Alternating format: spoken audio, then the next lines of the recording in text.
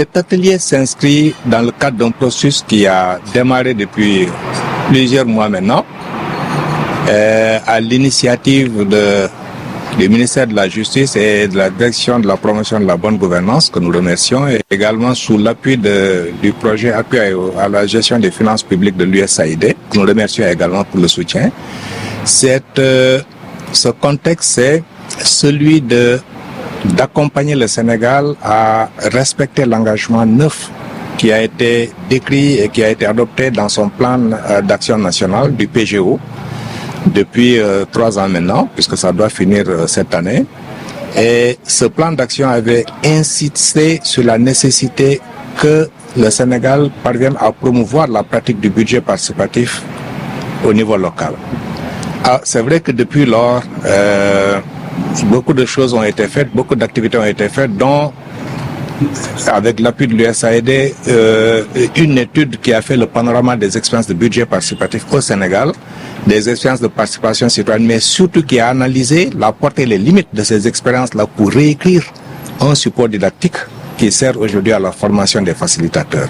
Donc ça va être la principale activité qui nous regroupe aujourd'hui et qui fait que nous avons invité les représentants des services techniques déconcentrés, les représentants de la société civile, mais également les représentants des institutions qui travaillent sur cette initiative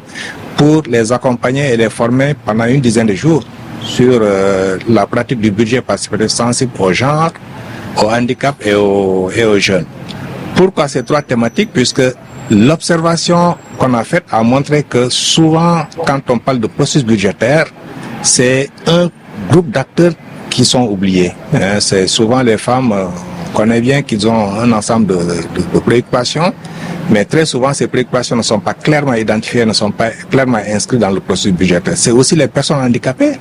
qui très souvent ne sont pas prises en compte quand nous définissons nos agendas de développement au niveau local, mais aussi au niveau national. Mais c'est également les jeunes. Aujourd'hui, quand on analyse le contexte, nous voyons que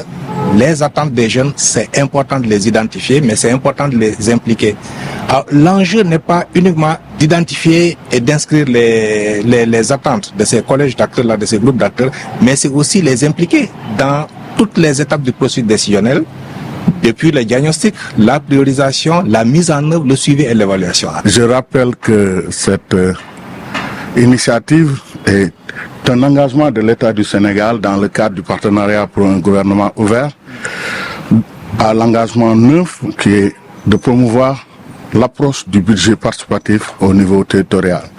Donc je voudrais saluer aujourd'hui cette posture de la société civile